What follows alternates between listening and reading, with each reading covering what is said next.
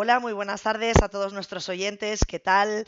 Yo soy Miriam, a partir de ahora Mir para todos vosotros. Hoy comenzamos con este programa que me hace especial ilusión, que se llama Hablando con Mir.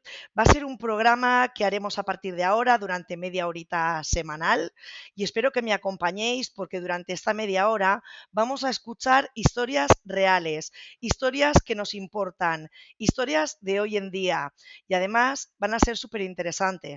¿Por qué? Porque quienes nos las van a contar son los protagonistas de las mismas. Así que un abrazo muy grande a todos los oyentes y bienvenidos a el primer capítulo de Hablando con Mir. Buenos días, Leticia. Hoy tenemos a una invitada muy especial porque teníamos que abrir el programa pues por todo lo alto. Entonces, aquí tenéis a Leticia Faro. ¿Qué tal, Leti? Buenas tardes. Buenas tardes a todos, buenas tardes Miriam, muchísimas gracias por este espacio. Muy bien, que tenemos que decir que Leticia, y esto lo voy a leer porque tienes más títulos que la duquesa de Alba, es maestra especializada de audición y lenguaje, tiene un máster en neuropsicología y actualmente forma parte del equipo directivo del Colegio de Educación Especial de la Alegría en Monzón, provincia de Huesca. Leti, cuéntanos, ¿qué es lo que haces exactamente? ¿A qué te dedicas? Mi profesión es ser maestra de audición y lenguaje. Es una profesión muy vocacional en la que es un reto, enseño comunicación, enseño lenguaje a los niños que no saben, a los niños que les cuesta. Hombre, entiendo que este tipo de trabajo, Leti, tiene que ser muy vocacional. Entonces, cuéntale a los oyentes qué es lo que te llevó a dedicarte a esto. ¿Por qué decidiste dedicarte a esto? La vida te lleva. Empiezas como interina, recién salidica de la carrera y empiezas a conocer la profesión. Y es el propio trabajo el que te va enganchando. Evidentemente los niños son la gasolina. Así que empiezas a formarte y esto se convierte como en un no parar. Van pasando los años, te vas alimentando, te vas gratificando de tu trabajo y ya sin darte cuenta, pues estás metida en una profesión que es totalmente enfocada. Yo diría que las bases son el esfuerzo y el cariño recíproco por parte de los niños y por parte de los profesionales. Entonces, ¿por qué decidí a dedicarme a esto? Yo creo que la vida me fue dirigiendo hasta que llega el hecho cuando ya estés formada, que comprendes que la comunicación es un derecho de todos y que alguien tiene que formar parte para que eso sea posible. Me encanta esa frase que has dicho de que la comunicación es un derecho de todos. Así A es, veces se nos olvida, pero esa frase la tomo. Esa frase creo que me la voy a poner en mis estados del WhatsApp, por me lo parece menos. perfecto. Pues me parece preciosa, la verdad es que sí. Cuéntanos un poquito para que te conozca la gente, Leti. Me gustaría conocer un poquito más allá y entrar un poquito más en profundidad en el colegio o sea, en el tipo de trabajo que haces. Háblanos el tipo de colegio donde tú trabajas actualmente y háblanos en qué tipo de actividades lleváis a cabo para ayudar a esa comunicación, para ayudar efectivamente a que todos los niños que tienen algún tipo de problemática para acceder a ella terminen teniendo un conocimiento y teniendo una manera de comunicarse abierta al mundo. Cuéntanos. Yo trabajo en un centro de educación especial que es el único de la provincia de Huesca. Tenemos unos aproximadamente entre 60 a 70 alumnos de diversas necesidades. ¿Cómo lo hacemos? Pues lo hacemos con actividades muy enfocadas, no solo al ámbito curricular, evidentemente, somos colegio, sino que nos focalizamos muchísimo en actividades centradas en desarrollar la autonomía, la comunicación, la resolución de problemas, el cómo vivir en sociedad y todo se hace realmente de forma muy general a partir de unas actividades que básicamente se sustentan en la anticipación, en el apoyo con imágenes, la multisensorialidad, un aprendizaje, una expresión, una percepción distinta a la que normalmente una persona neurotípica conoce. ¿Vale? Explícanos eso. Explícanos la diferencia entre una persona neurotípica y una persona no neurotípica. Ya que hablas de Eh, eso.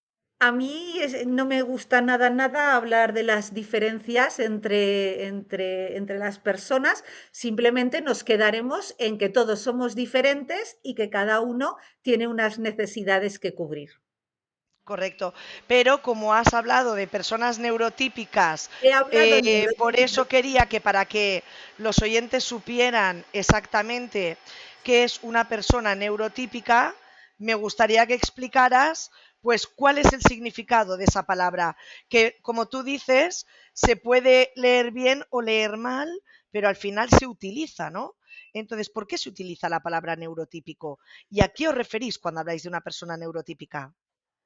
realmente lo dice la propia palabra, ¿no? Que está dentro de los parámetros típicos de cómo se tiene que ser, entre comillas, ¿no? ¿Que ser o que desarrollar? Es lo que pregunto. Neurotípico que está dentro de de lo que, digamos, de lo que se entiende como De lo que la sociedad normalidad. entiende, Pero podríamos decir, ¿no?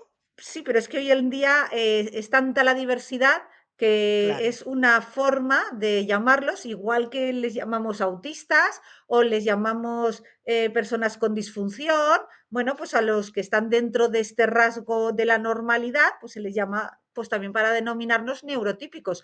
Pero yo he estado siempre muy en contra de lo que son los diagnósticos y los que son este tipo de palabras que clasifican, ¿vale? Por eso te digo que nos quedaremos en que somos todos diferentes con multitudes de necesidades.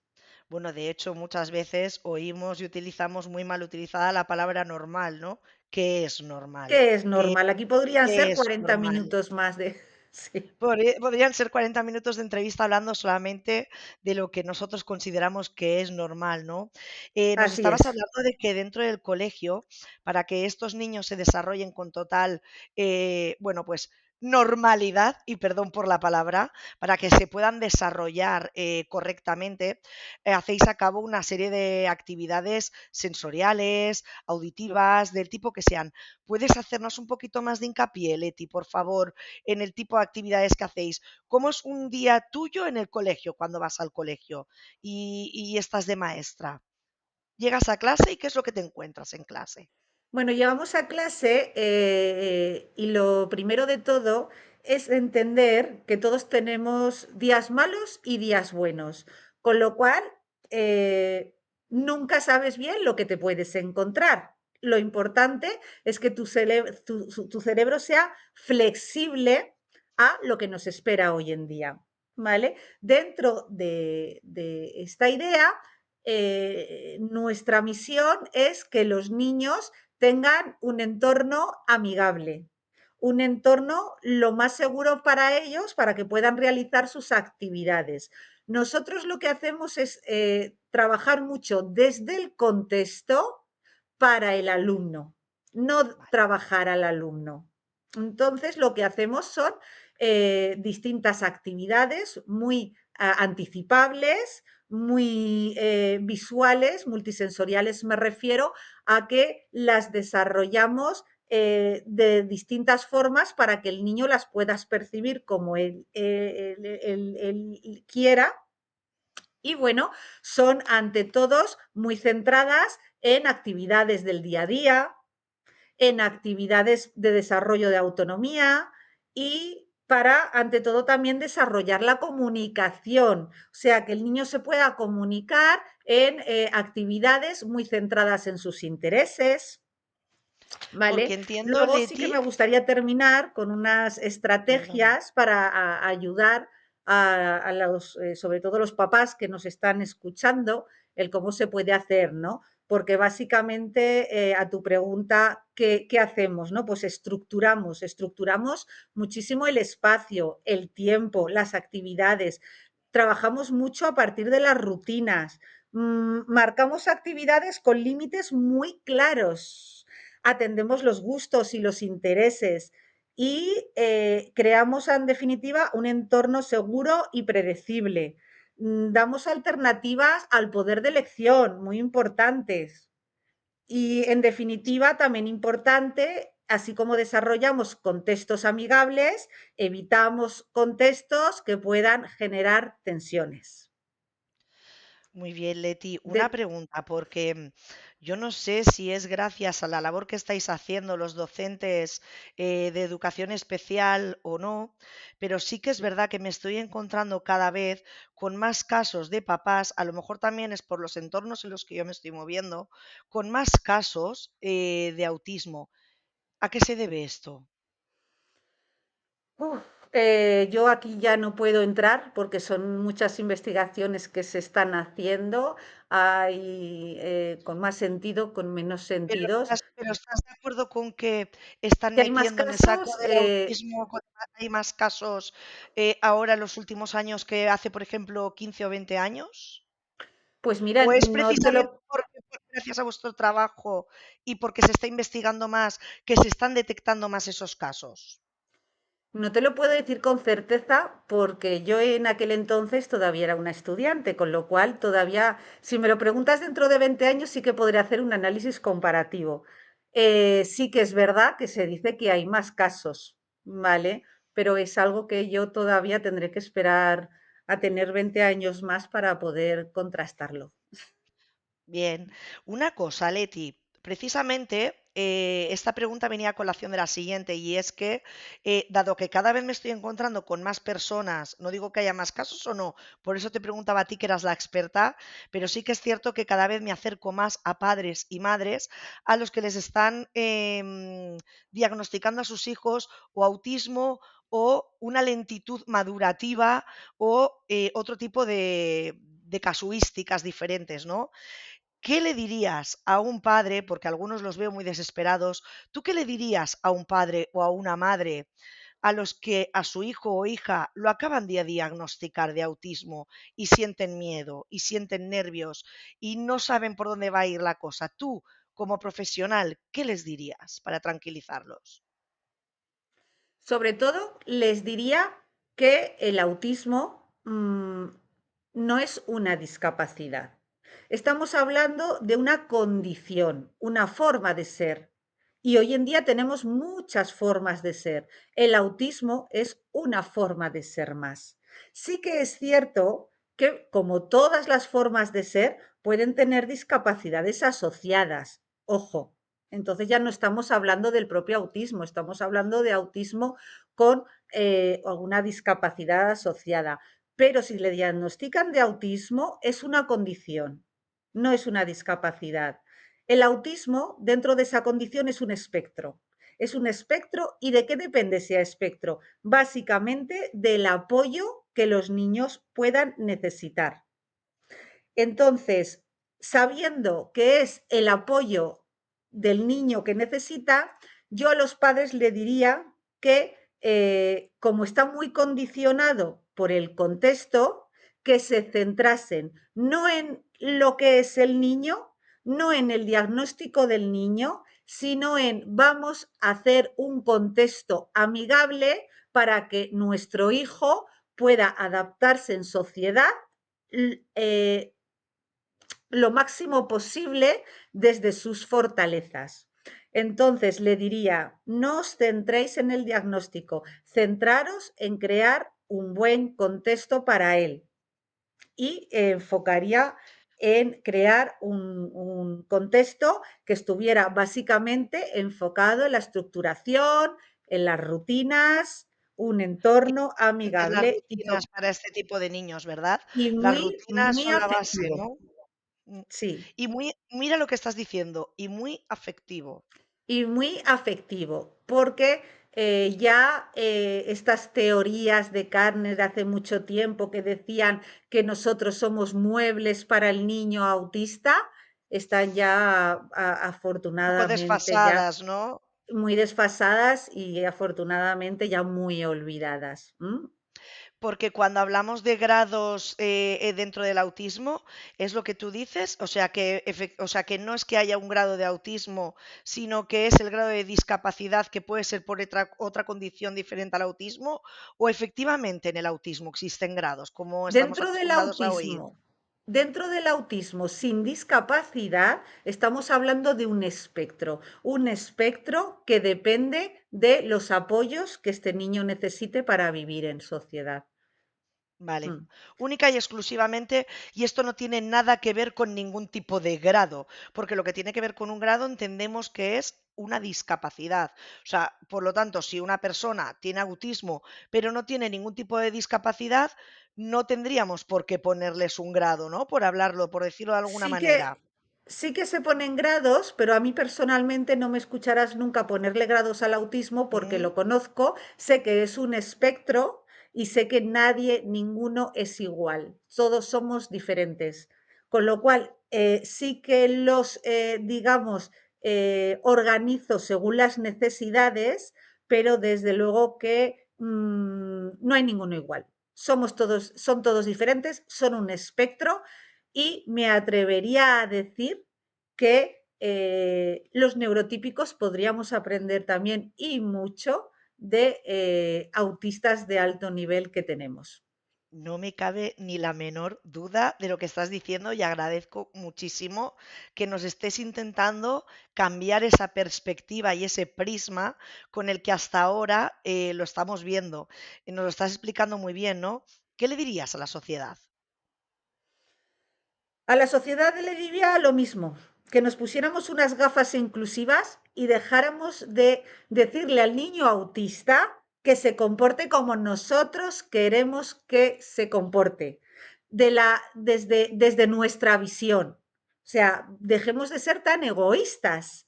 Lo que tenemos que hacer es, sí, pedirles que miren desde nuestra visión, pero también nosotros ver desde la visión de la mente autista y A de eso se esta le llama manera empatía, entendernos ¿no? mutuamente.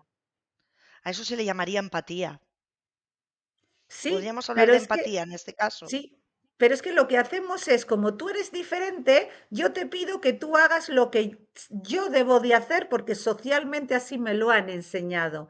Y no Claro. nos damos cuenta de que estamos pidiendo lo que no estamos nosotros dando. Ujú, Ojo. correcto. ¿Vosotros en el colegio conmemoráis el 2 de abril, que es el día reconocido como el Día Mundial sobre el Autismo? ¿O no lo celebráis?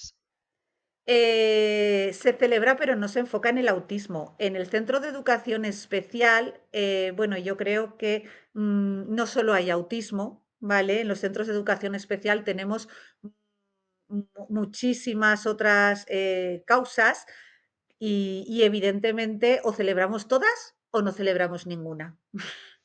¿Y en vuestro caso qué hacéis?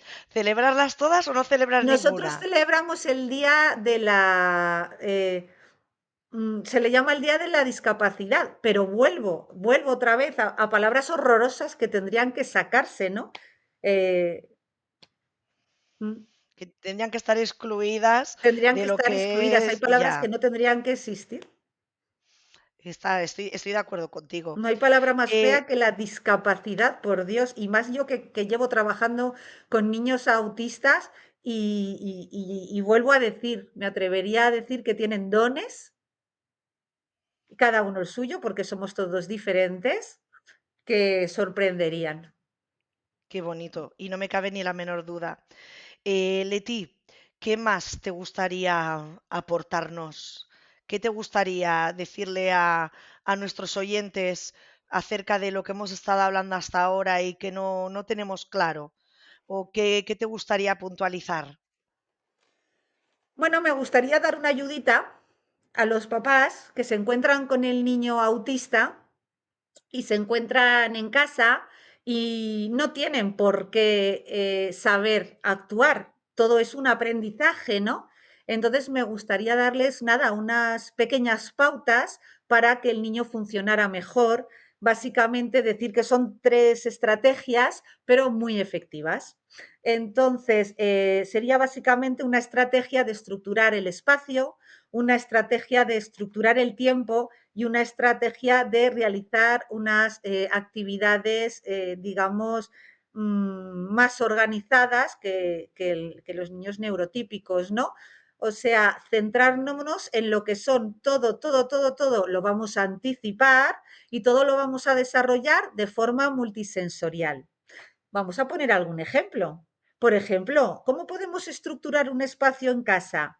Bueno, pues vamos a crear rincones, rincones que el niño sepa lo que tiene que hacer en ese lugar, porque es una mente muy ordenada, muy estructurada. Vamos a facilitarle, vamos a crear ese contexto amigable y respecto al Ujú. espacio, vamos a delimitar. Vamos a delimitar y lo mismo va a pasar con el tiempo. El tiempo vamos también a estructurarlo, vamos a visualizarlo con un simple reloj de arena, porque de esta manera el niño sabrá cuándo empieza y cuándo termina una actividad. Ah, está Porque muy no bien. nos pasa a nosotros cuando nos hacen un examen que el tiempo nos condiciona y mucho. Imagínate que nos hacen hacer un examen sin tiempo.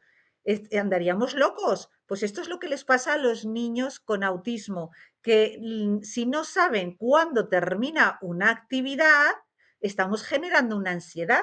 No cuesta nada tener ahí un temporalizador de ahora tienes que estar 10 minutos desayunando, tienes que estar 20 minutos viendo la tele. De esta manera conseguiremos que la conducta disruptiva disminuya. Y lo mismo pasa con las actividades. ¿Qué actividades podemos hacer desde la mente autista? Pues lo mismo, actividades de rutina, muy organizadas, muy estructuradas, muy visualizadas. En definitiva, una rutina muy visual, ¿vale? Es bueno tener un balacín, un rincón sensorial, juegos ¿Cómo manipulativos. montarías tú ese rincón sensorial? Ese rincón sensorial creo que sí o sí tendría que tener Mira. un balancín, muchísimo sensorial, objetos con luces, objetos con diferentes texturas, sonidos, cubos para ordenar. Vale, y la última pregunta, Leti, que te quiero hacer porque me ha venido a la cabeza así, es que ¿cómo tenemos que tratar a las personas que tienen autismo desde la sociedad? Cuando tú te das cuenta que una persona es autista, ¿cómo tenemos que tratar a esas personas para poder darles ese lugar seguro que sí que encuentran, por ejemplo, en su casa? ¿Qué herramientas podemos tener como personas que estamos predispuestas a ayudar y, bueno, pues a tratarlos, pues como hay que tratarlos, es decir, como algo, como alguien neurotípico igual que nosotros, ¿no? ¿Qué podríamos hacer? Empatía, ponernos las gafas de ver desde los demás. Ya no te digo el autismo, ¿vale? Sino el dejar de centrarnos en nosotros mismos, en nuestras necesidades y en lo que queremos nosotros, porque no todo el mundo opina como nosotros, entre ellos el resto. Entonces, ¿qué tenemos que hacer? Ponernos las gafas que nos faciliten la comprensión de la mente de los demás. Lo que le pedimos a los niños autistas, que es la teoría de la mente, pues mm, dar ese ejemplo, ¿vale? Dar ese ejemplo y entender que, por ejemplo, yo no necesito meterme en una caja negra para tranquilizarme, pero a lo mejor tú sí. Entonces, respetar esa comprensión. Yo a lo mejor no tengo ningún TOC para autorregularme, pero a lo mejor tú sí. Entonces, vamos a ponernos unas gafas de, de comprensión y de respeto. Y que si hay algo que tú no haces, no tiene por qué ser ni malo ni bueno, simplemente es diferente. Entonces, empecemos a respetar esa diferencia. Leti, lo que has dicho es súper interesante. Sinceramente, me pasaría horas hablando contigo y creo que los oyentes seguro que también y que han podido aprender muchas cosas. Así que lo único que me queda es darte las gracias porque sé que tienes una agenda muy apretada. eh, no sé cómo agradecerte que has estado en este primer programa de Hablando con Mir con nosotros y me encantaría que volvieras más adelante. Te emplazo para otra nueva entrevista más adelante para que podamos ahondar no solamente en el tema del autismo, sino también en otros temas. ¿Qué te parece?